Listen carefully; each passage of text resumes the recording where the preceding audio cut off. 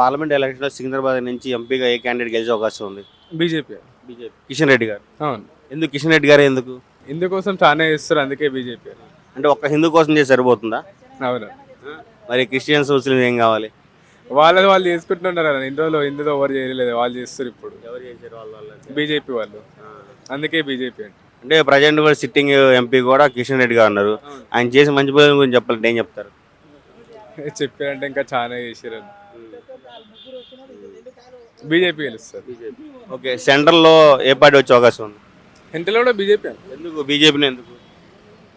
చెప్పాను కదా అన్న, హిందూ గురించి చేసారు, ప్రజల గురించి చేసారు. ఇప్పుడు మొత్తం 17 సీట్లు ఉన్నాయి ఎంపీ సీట్లు. ఈ 17 సీట్లో ఎక్కువగా ఏ పార్టీకి వచ్చే అవకాశం ఉంది ఎంపీ సీట్లు? అవి కూడా బీజేపీకి వస్తాయి. అవును. సో మొత్తం ఎన్ని ఓట్లు అన్న మీ ఇంట్లో? మీ ఇంట్లో ఎన్ని ఓట్లు ఉన్నాయి? 4 ఓట్లు బీజేపీకి. లేదు, మా డాడీ కాంగ్రెస్కి వస్తుంది. మీరు బీజేపీ? అవును. ఈ పార్లమెంట్ ఎలక్షన్ సికింద్రాబాద్ నుంచి ఎంపీగా ఏ క్యాండిడేట్ గెలిచే అవకాశం ఉంది? బీజేపీ అండి. కిషన్ రెడ్డి గారు. కిషన్ రెడ్డి గారు గెలుస్తారు. ఎందుకు కిషన్ రెడ్డి గారు ఎందుకు? ఎందుకంటే అభివృద్ధి చాలా బాగా చేశారు, అభివృద్ధిలో ఆయన హ్యాండ్ చాలా ఉంది, అందువల్ల కిషన్ రెడ్డి గారు గెలుస్తారు. నేను కూడా అయితే బీజేపీ వస్తుందండి. అంటే ఇప్పుడు ఈ జనాల్లో ఎంతవరకు ఇది ఉందంటారు? ఇప్పుడు 6 ఉచిత పథకాలను పెట్టారు, బస్ అని, గ్యాస్ అని. ఈ ప్రభావం ఎంతవరకు ఉంటుంది అంటారు జనాల్లో? సార్ అదంతా పేద వర్గాల్లో ఉందండి. ఉచిత పథకాలు కూడా అందరికీ చేరలేదు. అవి ఏదో ఒక బస్సు ఒకటే కనబడుతుంది కానీ మనకి ఇంకా ఏది కనబడట్లేదు. ఆయన సిలిండర్ ఎన్ని ఇచ్చారు కానీ ఎక్కువ మందికి రీచ్ అవ్వలేదండి. అది ఆయనకి బోల్డని కండిషన్స్ పెట్టారు, ప్రజలకు కూడా తెలిసింది చాలా కండిషన్స్ పెట్టారని. అలాగే 2000 ఇస్తా అని చెప్పారు, ఇప్పటివరకు ఎవరికి ఇవ్వలేదు. ఓన్లీ 4 పథకాలు స్టార్ట్ అయినాయి. ఇప్పటికి ఎన్ని నెలలు అవుతుంది? 4-5 నెలలు అవుతుంది. ఇవన్నీ కూడా ప్రజలు చూస్తూనే ఉన్నారండి. మెయిన్ బాటమ్ లైన్ వాళ్ళే ఓటేస్తారండి వాళ్ళకి, కాంగ్రెస్కి. ఇప్పుడు ఈ జోడో యాత్ర చేశారు రాహుల్ గాంధీ గారు, ఈ ఎఫెక్ట్ ఎంతవరకు ఉంటుంది జనాల్లో? అందరూ మర్చిపోయారండి. మీరు చెప్తే నాకు గుర్తొచ్చింది. గుర్తులేదండి, జనాలకు గుర్తులేదు.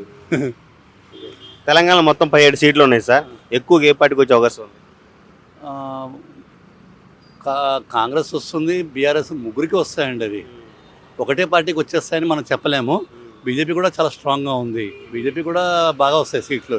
అలాగే కాంగ్రెస్ కూడా మనం తక్కువ అంచనా వేయొద్దు, కాంగ్రెస్ కూడా వస్తాయి. సెంట్రల్ ఎవరు వచ్చే అవకాశం ఉంది? బీజేపీ వస్తుంది. ఎందుకు సార్ అంత పర్టికులర్గా? అంటే సర్వేలన్నీ అవే చెప్తున్నాయండి. సర్వేలు ఒకటినో తర్వాత వాళ్ళు చేసిన డెవలప్మెంట్ అన్నీ కూడా బీజేపీ వైపే ఎక్కువ చూపిస్తున్నాయి. ఈ సర్వేలు ఫేక్ సర్వేలు అంటున్నారు కదా సార్. ఫేక్ సర్వేలు అయినా కానీ మనకు జనరల్గా తెలిసిపోతుంది కదండి. 10 మందితో మాట్లాడామంటే 10 మందిలో 9 మంది ఏ విధంగా మాట్లాడుతున్నారు అనేది మనకు ఖచ్చితంగా తెలుస్తుంది. అది ఫేక్ సర్వేలు బట్టి మన వాళ్ళు ఎవరో డిసిషన్ తీసుకోవట్లేదు సార్. ఇప్పుడు ఈ వాట్సాప్ అవన్నీ వచ్చిన తర్వాత కొద్దిగా ఆలోచిస్తున్నారు, అది నిజమా కాదా అని. బీజేపీ వచ్చే ఛాన్స్ చాలా ఎక్కువ ఉంది. ఇప్పటివరకు సౌత్ ఏరియాలో అయితే బీజేపీ చాలా తక్కువ ఉంది ఇప్పటివరకు అయితే. ఇప్పుడు ఏమైనా పుంజుకునే అవకాశం ఉందంటారా? 100% పుంజుకుంటుందండి, 100%.